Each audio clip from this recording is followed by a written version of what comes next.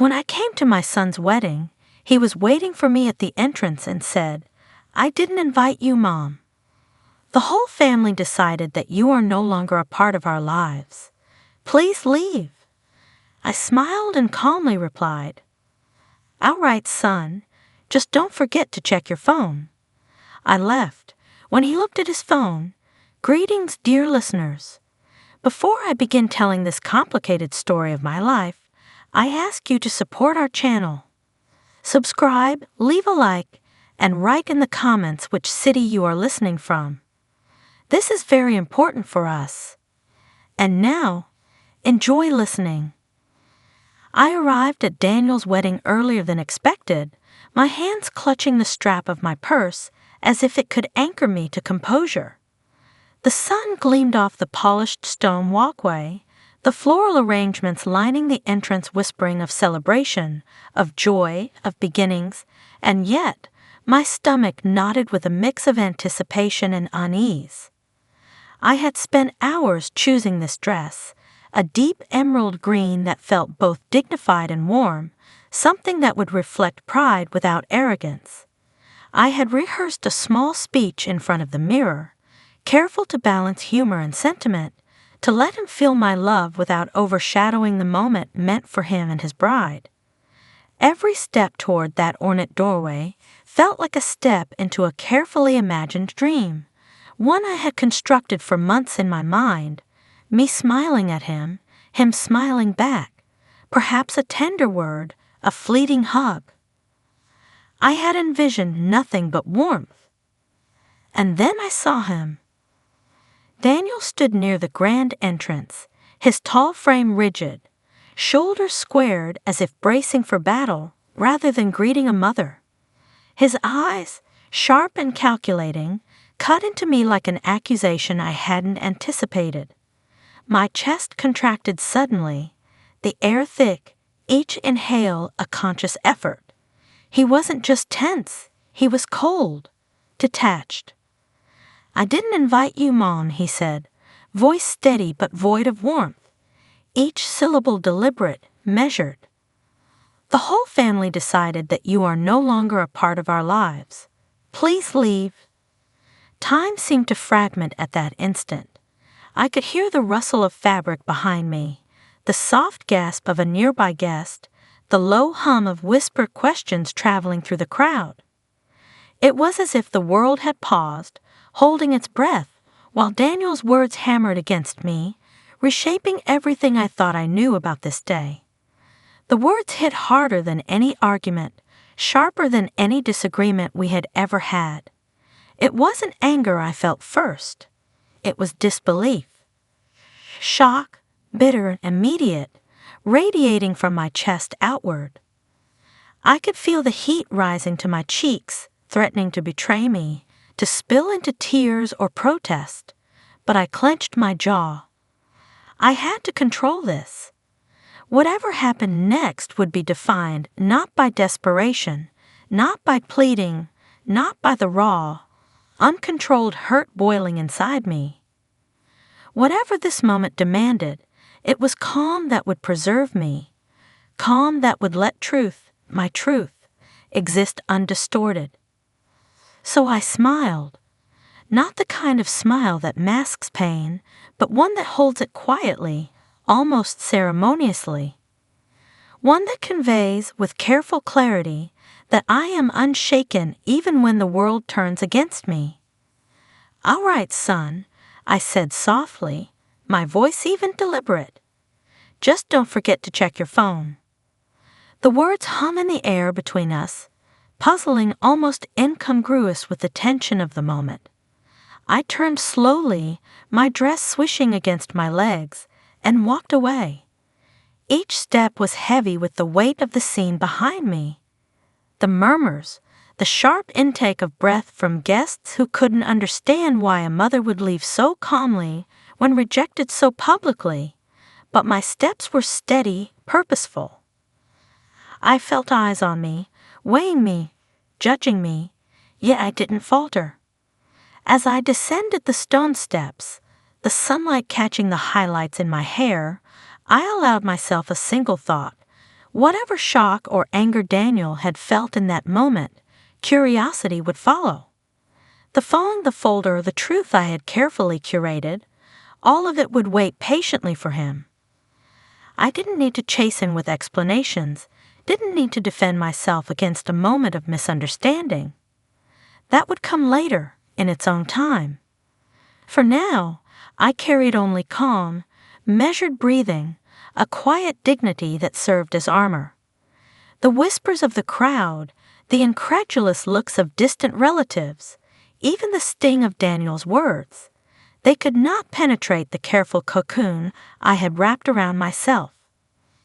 In that moment, I realized something crucial.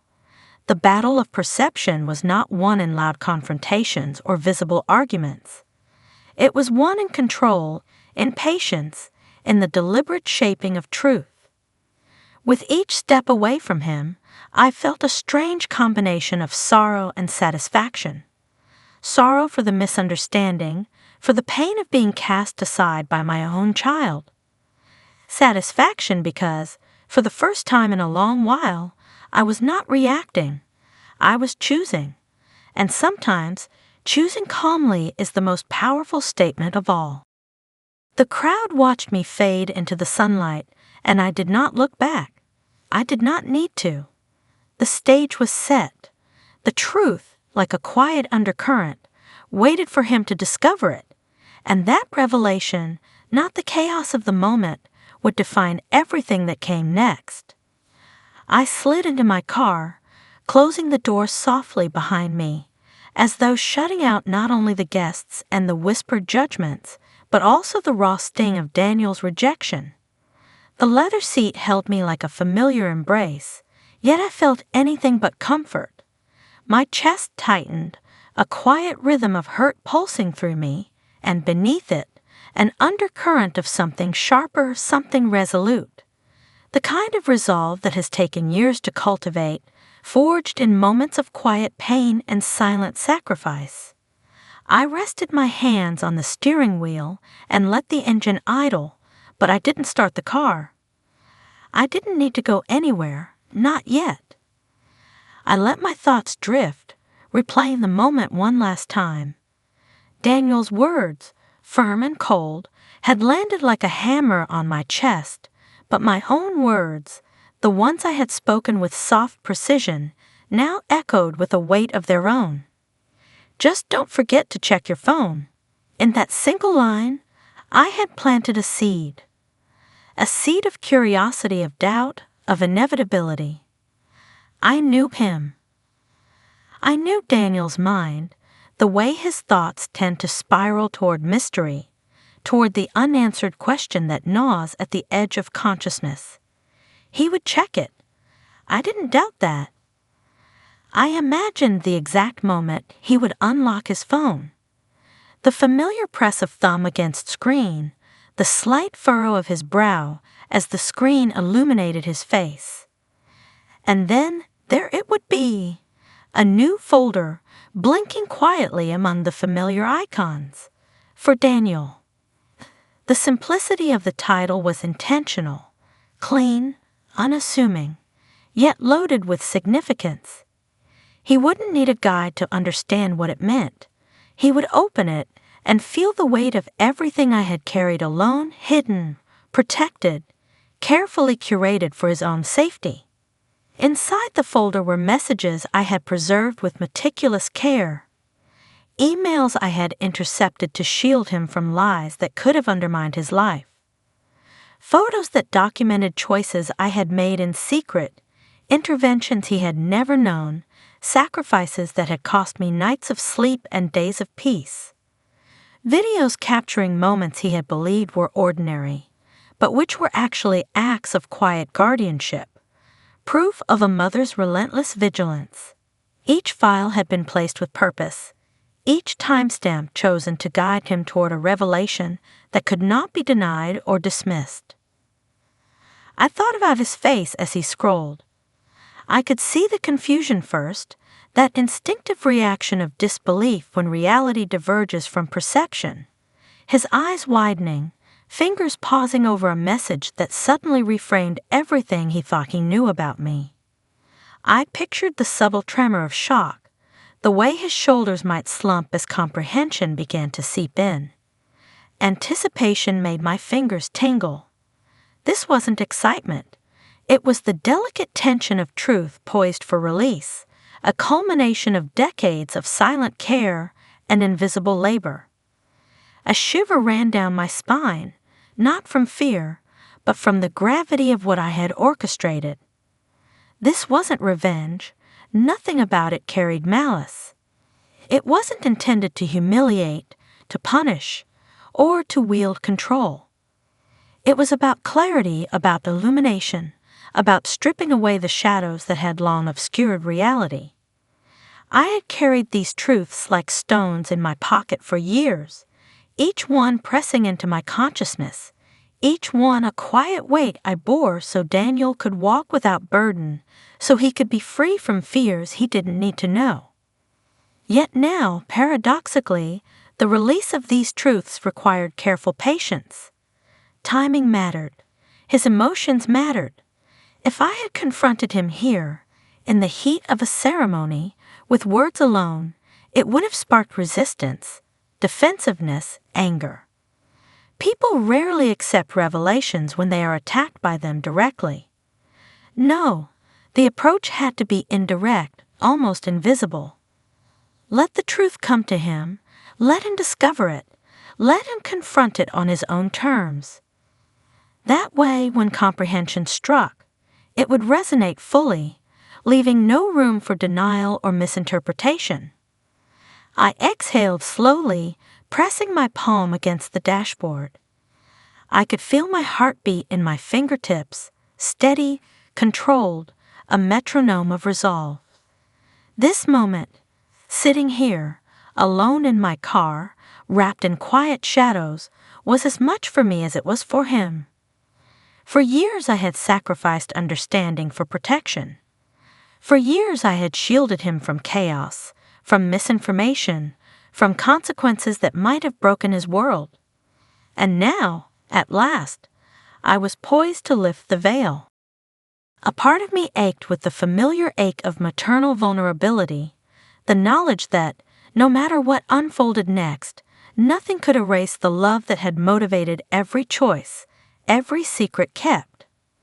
Another part of me, sharper and steadier, pulsed with anticipation. He would see. He would understand. And in that understanding lay the quiet, potent power of truth itself. Undeniable, clarifying, and profoundly inevitable. This was not vengeance. This was revelation. And as I sat there, hands resting lightly on the steering wheel, a small, deliberate smile curved across my lips. The stage was set. The seed had been planted. And now it was only a matter of time. I could almost see him there, standing among the clusters of guests, their chatter and clinking glasses fading into the background as his focus shifted entirely to his phone. The weight of my quiet warning hung in the air between us, an invisible thread connecting him to the truth he had never sought but was about to discover. I imagined the way his hand hovered over the screen for a split second, hesitation mixing with that familiar streak of curiosity I had known since he was a boy. And then, the flicker of the notification, the subtle glow of a new folder, labeled with unassuming precision, for Daniel. He tapped it, almost instinctively, and the contents unfolded before him like a carefully constructed narrative he had no idea existed. Emails arranged in chronological order, each one a quiet intervention or a protective measure I had taken on his behalf. Messages from people he trusted, messages I had intercepted to shield him from lies and manipulation now laid bare. Photos that captured moments he had assumed were ordinary, the doctor visits I had attended in silence, the whispered phone calls with authorities, the interventions I had orchestrated to ensure no harm would ever reach him. each one a fragment of the story he had never known. Videos, too, documenting interactions with those who sought to undermine him or place him in danger, all preserved meticulously, time-stamped, undeniable. I imagined the first flicker of disbelief crossing his face, his eyebrows knitting together, his lips parting slightly as comprehension began to stir amidst the confusion. He would scroll slowly at first, the mechanical motion of his fingers masking the storm inside him. Each new piece of evidence would collide with everything he had believed about our relationship. He thought he knew the sacrifices I had made. He thought he understood my presence in his life. And now the layers peeled back, revealing a depth of care, a breadth of vigilance he had never imagined. I could feel my own pulse quicken at the thought of his reaction. Not fear, not triumph, not pride, but anticipation, the delicate, almost fragile anticipation of seeing the truth land where it had long belonged. He had judged me in a moment of anger, in the heat of wedding tension, assuming absence equaled indifference. And yet here, in this folder, was the evidence of decades spent protecting him from shadows he hadn't even seen. Every screenshot, every note, every saved voicemail was a fragment of my unseen labor, meticulously cataloged, undeniable, and impossible to reinterpret as anything other than love and sacrifice. I imagined the first gasp escaping him, a short, sharp intake of breath that betrayed the shock rippling through his body. The widening of his eyes, the trembling of his hands, the subtle hitch in his chest as reality collided with perception. These were the very moments I had waited for, the moments I had envisioned countless nights before, when sleepless hours were spent not in doubt, but in preparation. I had rehearsed this exposure silently, wondering how he would respond, how he would reconcile the son he thought he knew with the mother he had misjudged in an instant. The photos told their own story, yet each one required him to look beyond the surface.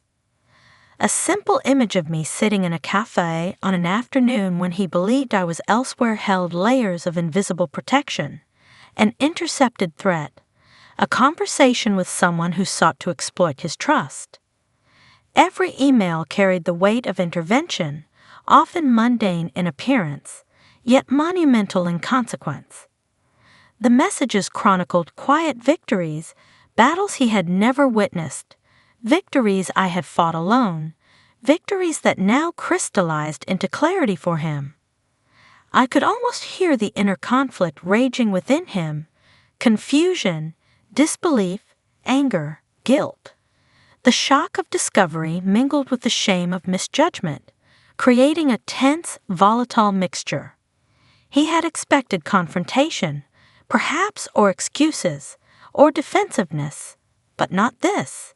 Not evidence so clear, so unassailable, that it bypassed argument entirely. I had left no room for doubt, no ambiguity. The truth, once unveiled, demanded understanding. And yet I knew he would not grasp it all at once. The first few files would provoke questions, the next layer would incite reflection, and as he continued, realization would slowly expand like sunlight breaking through a dense canopy. He would feel the magnitude of my protection, the countless moments I had sacrificed, the nights I had spent quietly resolving crises to ensure he remained unscathed. All of it, hidden beneath the veneer of ordinary life, all of it now waiting for him to recognize. A mixture of hope and tension coiled in my chest. Hope that he would see the depth of care behind the absence he had perceived. Tension because truth, once revealed, can unsettle as much as it illuminates. I imagined him looking around, as if trying to reconcile the person he thought I was with the reality he was now uncovering. And I understood, in that instant, that this was only the beginning. The first flicker of comprehension, the first spark of awareness, Everything beyond would require him to process, to reflect, to confront his own assumptions about me, about us. The shock would pass, but its reverberations would linger, reshaping his understanding of our past, of our bond, of my presence in his life. And in that quiet tension, in that raw, unguarded space, the seeds of understanding have been planted. I could almost hear his mind spinning, wrestling with revelation, struggling to integrate the truth that had been waiting silently, patiently, for this very moment. I was pacing the study, phone clutched so tightly my knuckles ached as I called Ethan for what felt like the 100th time. Each ring that ended in voicemail was another hammer blow to my chest. "Son, please, you have it all wrong," I demanded into the silent void, my voice cracking in ways I hadn't expected. The words felt insufficient, impotent against the enormity of the situation. I could almost feel Daniel's confusion across the distance, hear the tremor of misjudgment in his voice, even though he hadn't spoken to me yet. The cold, mechanical message from the voicemail system became a cruel metronome, marking each failed attempt to reach him. I repeated his name aloud, hoping that somehow the vibration of it, the sound of his identity, would reach him through the circuitous channels of technology. But silence answered. No reasoning, no recognition, no warmth. Only the harsh finality of unanswered calls, a stark reminder of how quickly misunderstanding can fracture the bonds you thought were unbreakable. I felt anger rising within me, not at Daniel, not at Sharon, but at the situation itself. At the way perception, once skewed, can spiral out of control. How could a few photos, a few isolated pieces of context, create a narrative so alien that it made Daniel question every choice I had ever made? How could decades of love, support, guidance, and sacrifice be so easily eclipsed by suspicion? It was a cruelty of timing, of incomplete information, a tragedy born of assumptions. And I was caught in the middle, helpless, but for my own insistence on truth. The frustration gnawed at me relentlessly. I ran my hand through my hair, tugging at it without thought, pacing in tighter, jittery circles. Every memory of the countless small interventions, phone calls, quiet negotiations, nights spent solving problems so Daniel would never have to, flooded my mind, each one a testament to devotion now misinterpreted as absence or indifference.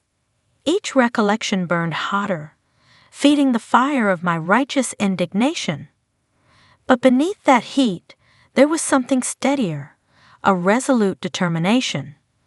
I wouldn't let Daniel carry the wrong story. I wouldn't allow his perception to remain clouded by incomplete information. My anger, though visceral, became a tool rather than a burden. It sharpened my focus, crystallized my objective. I would show him the truth. It might take hours, days, even weeks. The process might be slow, painstaking, but the outcome was non-negotiable. Daniel deserved clarity. He deserved to understand the depth of care and protection that had always surrounded him, often invisible but never absent. I remembered a conversation with Sharon long ago, a quiet evening over coffee, when she had outlined her approach, subtlety, patience, and meticulous preparation. She had always acted from foresight, protecting Daniel from threats before he could recognize them. I had assisted where I could, often in silent agreement, supporting her decisions even when the world misunderstood. And now, as the consequences of misinterpretation unfolded in front of me, I realized just how delicate and deliberate her interventions had been. I could feel a swell of respect for her, for the intelligence and courage it took to act invisibly for the sake of another. And yet my chest ached with the unfairness of it all. Daniel's judgment, though temporary, cut deep. His disbelief, his anger, his rejection. They weren't born of malice but of ignorance, and that ignorance was as painful to witness as it was to endure. I found myself gripping the edge of the desk, knuckles white, my own breathing ragged, as I imagined him carrying assumptions that were fundamentally false, assumptions that could poison his view of the woman who had devoted herself entirely to his well-being. I pictured the conversation I would have once he finally saw the truth. I rehearsed every word in my mind, every possible response, every possible resistance he might present. I knew I would need patience, a firm hand without aggression, compassion without concession. And yet, I also knew that the first step, the revelation itself, had to come from him, from curiosity ignited by the evidence Sharon had left, not from my insistence or explanation. The truth, I realized, must speak for itself. My role would be to support, clarify, and illuminate, but not to coerce. Hours passed. My calls continued, my pacing remained relentless. Each unanswered attempt was an irritant, a spike of helpless frustration. And yet, in that same tension, I felt the quiet pulse of hope. I knew Daniel would look eventually. I knew he would witness the painstaking care, the invisible battles, the sacrifices hidden behind the ordinary rhythm of our lives. And when he did, the anger and confusion would transform into understanding. I would make certain of it. No matter how long it took, no matter how convoluted the path, the truth would emerge. And when it did, it would reset everything: trust, love, clarity. My anger, though fierce in this moment, was not destructive. It was the fire that propelled me forward, that demanded justice, not punishment. I would endure this tension, this waiting, because the reward, the restoration of understanding, was worth every pang of frustration, every moment of fear, every second spent pacing a room filled with uncertainty. In that quiet, tense vigil, I realized that anger could be an ally if directed toward the right purpose, to protect, to clarify, to restore. And I knew, deep in my bones, that no misunderstanding, no fleeting judgment, no temporary lapse in perception could undo the foundation of truth I had fought so long to preserve. I sat at the edge of the living room couch, laptop balanced precariously on my knees, the glow of the screen illuminating every line of tension in my face. My fingers hovered over the trackpad, hesitating as if the files themselves might bite. I had gone over the folder Daniel had discovered countless times in my mind, retracing each step, each photo, each carefully saved voicemail. But only now, in the quiet of my home, with the room empty and the day's chaos behind me, could I truly examine the details without distraction. At first glance, the evidence seemed damning, as it had for Daniel. Images that suggested betrayal, snippets of conversation taken out of context, moments captured in isolation that implied actions I had never taken. My heart sank momentarily, not because I doubted myself, but because I could see exactly how Daniel had been led to misinterpretation. Then I noticed it, tiny inconsistencies that no one but a meticulous observer could detect. A timestamp that didn't match the sequence of events, shadows falling in impossible directions, reflections in glass that contradicted the setting. Subtle, almost invisible anomalies, but glaring to someone who knew the truth. A chill ran through me. My mind raced. The photos weren't random. They were staged. Carefully, deliberately orchestrated. But not by me, not by Sharon. The realization struck like a physical blow.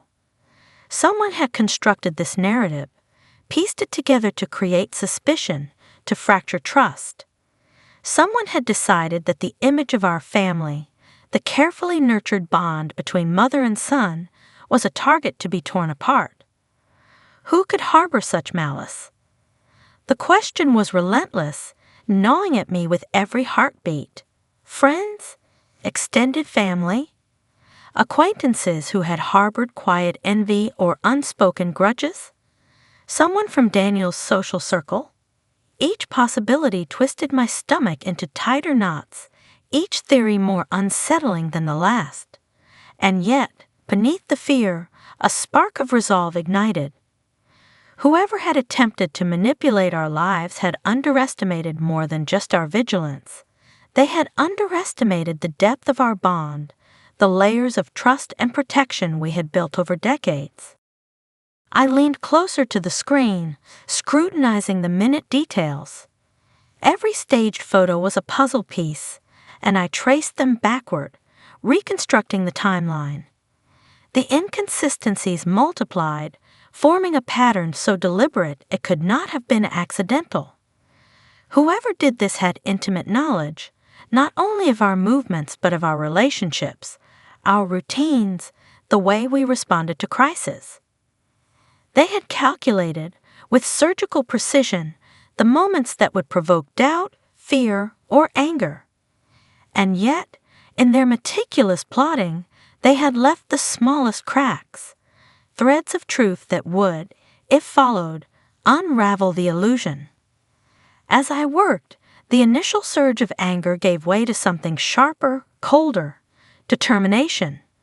They had sought to harm us, to fracture trust, but their actions would not succeed.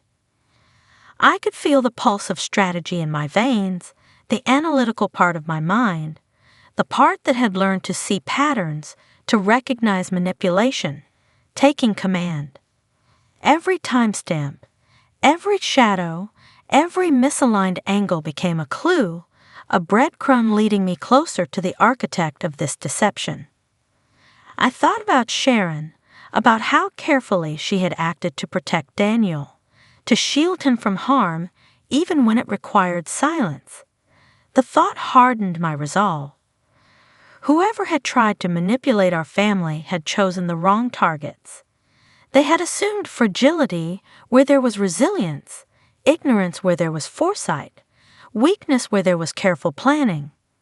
They had underestimated the depth of care, the weight of unseen sacrifices, and the patience that comes with knowing the truth must always be defended with precision. Hours passed. I traced, cross-referenced, and cataloged everything, letting the pattern speak to me. Each anomaly confirmed the deliberate orchestration. Each inconsistency painted a clearer picture of intent. And with every discovery, my focus sharpened. I would find them. I would understand the why as well as the who, because unraveling motive was as crucial as exposing the act itself. But beneath the technical analysis, beneath the rising tide of strategy, there remained a simmering awareness. The effort to divide us had failed. The truth, however obscured, was still intact. Sharon's careful documentation, my vigilance, the layers of protection we had built over time, all of it meant that the foundation of our family could not be dismantled by a few staged images. Whoever thought otherwise had made a grave miscalculation. I leaned back in the chair, exhaling slowly, letting the quiet determination settle over me. The work was far from finished. Questions remained, shadows remained, and the architect of this deception still lurked somewhere beyond my immediate view. But I had the advantage now, the clarity that comes with seeing through artifice, the knowledge that truth always leaves traces, and the unshakable certainty that those traces would lead me to them. And I would follow them, step by step, until the story of deceit was fully exposed, and Daniel, and everyone else who had been confused or misled, understood exactly what had happened, exactly who had tried to manipulate us, and exactly why they had failed.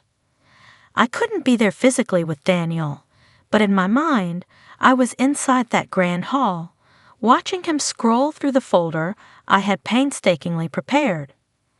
I imagined his thumb pausing on the first file, a voicemail I had saved years ago, my voice trembling slightly as I reassured him in a moment he would never have known otherwise.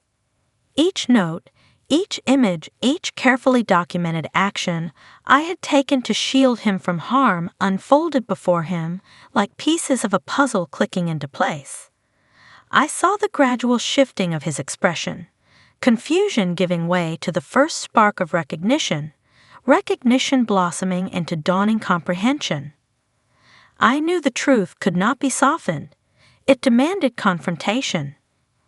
Every email thread he read, every photograph he opened, every subtle annotation I had added was a testament, not just to what I had done, but to the invisible labor of a life spent protecting someone else.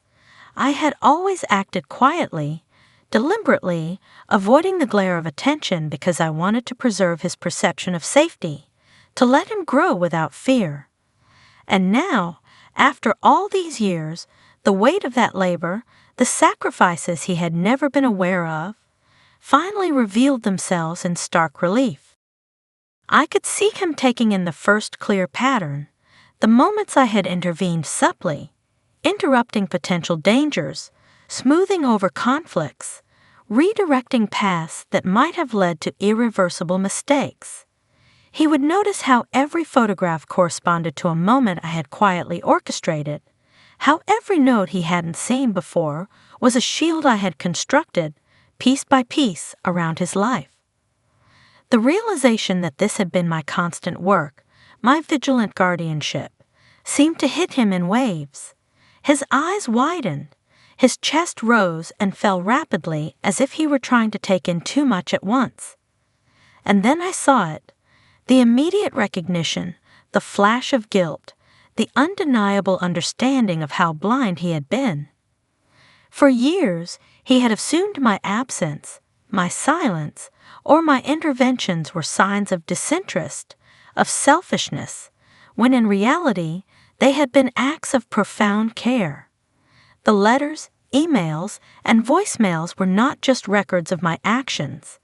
They were a window into the depth of my commitment, the enormity of a love that he had never paused to question because he had never been given reason to.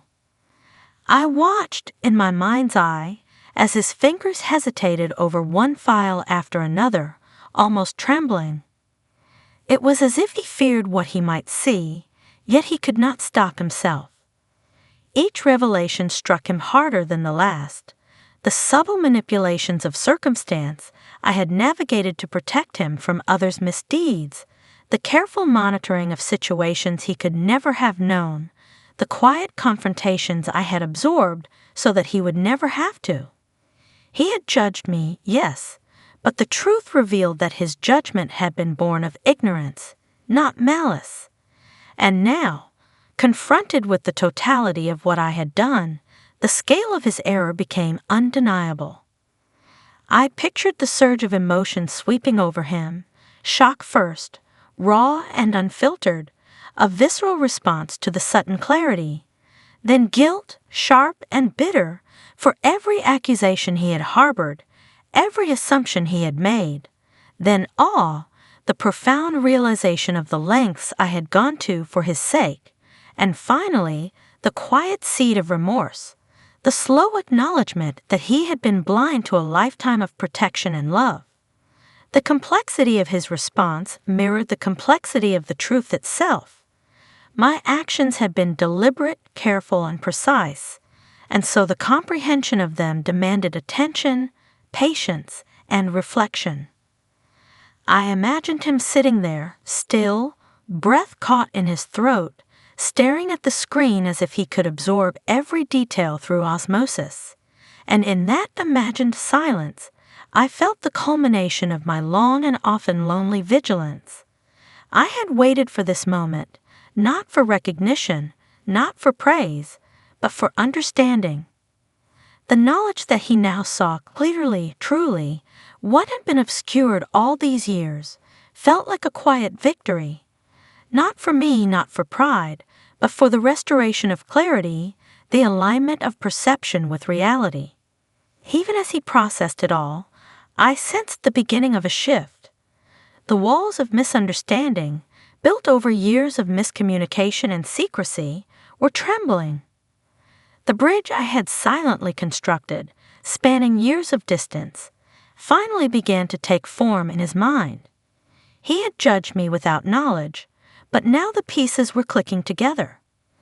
And though the weight of his guilt would linger, it was accompanied by an equally powerful recognition, the recognition of a love that had never wavered, of sacrifices made silently, of the unfaltering thread of protection that had bound me to him from the very beginning. In that imagined moment, I felt a profound, almost tangible sense of relief. The truth, finally unveiled, was doing its work. It was heavy, yes, but it was also transformative. And for the first time in years, I allowed myself to believe that the misunderstanding, the distance, and the silent judgments could be dismantled, brick by brick, until what remained was nothing but clarity and understanding. That evening I returned home, the quiet hum of the streetlights greeting me like an old, familiar lullaby. I had expected the solitude of my own space, the calm relief of retreat after a day of tension and revelation. But there he was, Daniel standing on the porch, shoulders tense, face pale and taut, eyes wide with a mixture of fear, disbelief, and some unspoken need I could feel as clearly as if it were a pulse beneath my own skin. My chest tightened in recognition. The sight of him, exposed and vulnerable, brought a mixture of relief and a sharp, aching sorrow that I hadn't fully allowed myself to feel until now. "Mom, I had no idea," he stammered, voice cracking under the weight of what he had seen and finally understood. His words tumbled out, fragmented, jagged like shards of glass. I thought you left because you didn't care. I was wrong." Even as he spoke, I saw the trembling of his hands, the way his gaze darted toward the ground before returning to mine, searching for an anchor, searching for the truth he had denied himself for so long. Relief washed through me, tempered by the sorrow of all those years of misjudgment.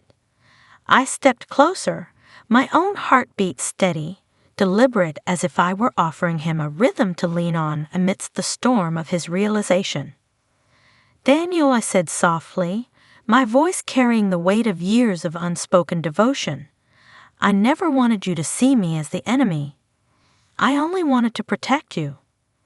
The words were simple, almost painfully understated, yet each syllable carried the gravity of countless choices, sacrifices, and silences. I let them hang in the air between us, giving him space to absorb them, to finally let the truth settle where misunderstanding had once lived. Tears began to stream down his face, unrestrained, catching the faint glow of the porch light. His expression was raw, unguarded, and in that moment, I understood fully the depth of his regret. "I owe you everything," he whispered, the words nearly swallowed by the night air. "I was so blind. I judged you without understanding a single thing." His voice wavered, breaking under the realization of how wrong he had been. How many assumptions he had carried like invisible weights pressing down on both of us. I reached out instinctively, letting my hand rest on his arm, my touch firm and grounding. The warmth of contact spoke louder than any words could. I wanted him to feel the unwavering truth beneath the surface of every decision I had made, the constant love that had persisted even through his anger, his judgment, and his confusion. I wanted him to know that my presence, my protection, had never faltered, had never been contingent on his approval or understanding. He leaned into me slightly, the tension in his shoulders softening as he took a shaky breath, and I felt the first tremors of reconciliation. Our proximity allowed him to sense the years of patient vigilance I had endured on his behalf, the sleepless nights, the quiet interventions, the careful navigation of dangers he had never known were near. Each subtle act had been a testament to a love that demanded invisibility, a devotion that thrived in shadows rather than recognition. Mom, he began again, voice trembling. I thought I knew everything. I thought I understood, but I had no idea. None of it. You've carried all this time for me? His words were fractured, incredulous, awe-stricken. I nodded, letting silence bridge the gap where explanation alone could not reach. There was no need to recount every instance, every hidden act. He would come to see them, one by one, in his own reflection of what had been revealed. He pressed his hand to his chest, as if feeling the weight of the revelations pressing against his own heart, and then lifted his eyes to meet mine. The remorse was deep, but so was the yearning to reconcile, to rebuild, to repair the fractured understanding that had defined our relationship for far too long. I held his gaze, steady, unwavering, and let him know without words that he was not alone, that he never had been, and that the bond between us had survived, even in the face of doubt and misperception. Minutes passed, or perhaps it was hours. Time felt suspended in that exchange. And slowly, imperceptibly at first, then more firmly, I felt the tension melt from his body, replaced by the tentative recognition of the love that had always been there.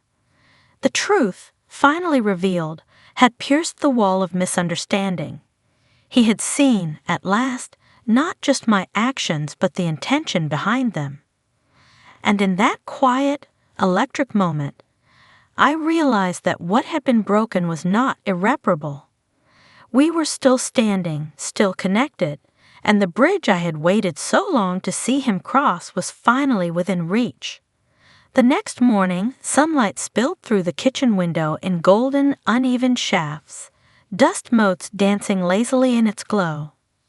I sat across from Daniel, our hands wrapped around steaming mugs of coffee, and for the first time in years, the tension I had carried, the quiet, relentless weight of being misunderstood, began to ease. It wasn't an immediate relief, not a sudden lifting of a burden. It was gradual, a slow diffusion, like sunlight warming a room after a long, cold night. I could feel it in my chest, a subtle unclenching, a gentle surrender to a moment that had been long overdue.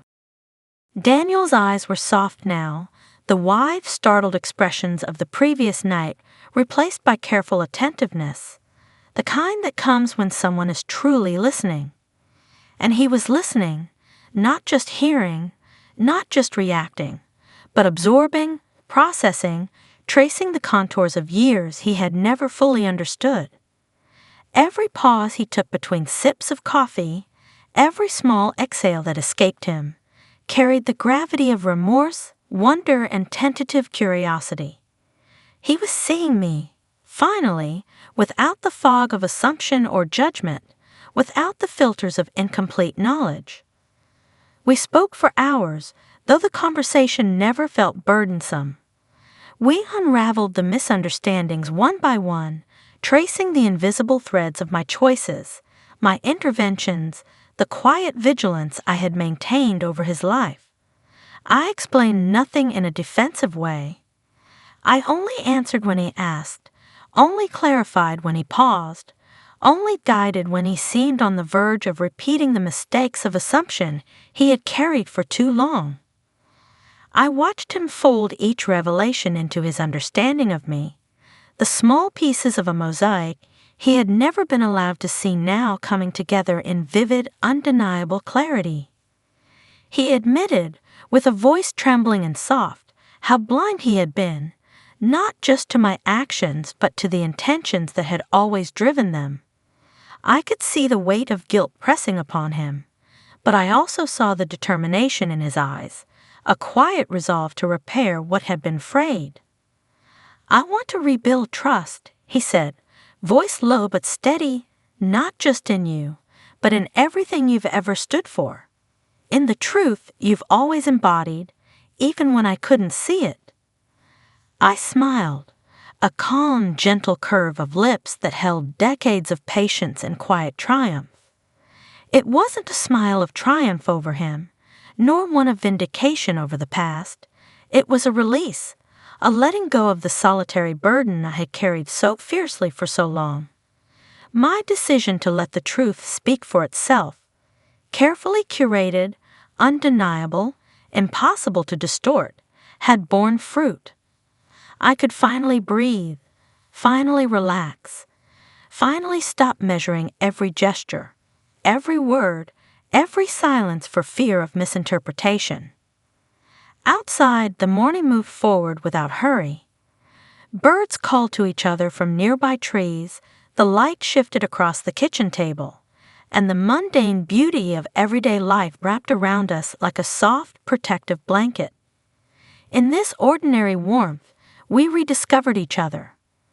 We laughed quietly at small memories, shared tentative stories of the day-to-day moments I had shielded him from harm, and acknowledged the depth of what had been hidden not out of deceit, but out of love and caution.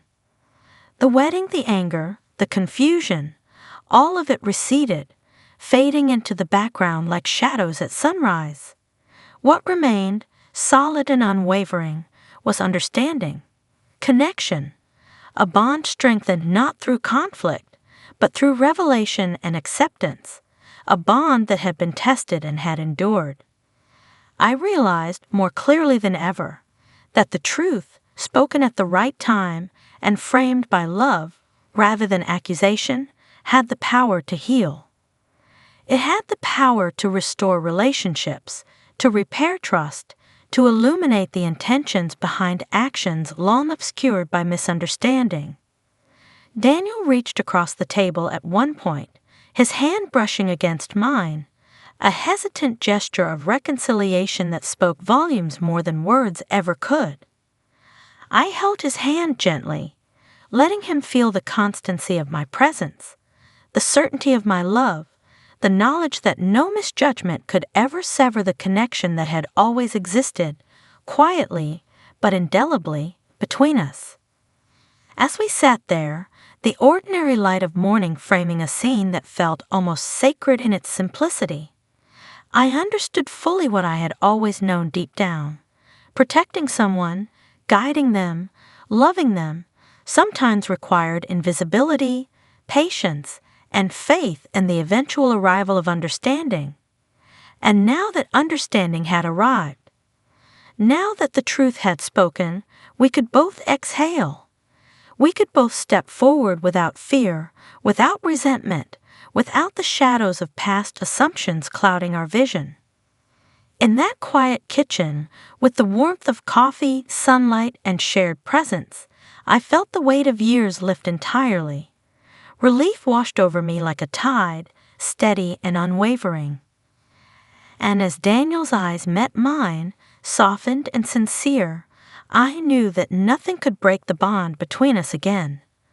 The mother and son who had been tested, challenged, and almost torn apart were now whole, strengthened by truth, restored by understanding, and connected in a way that would endure, unshakable, into the future.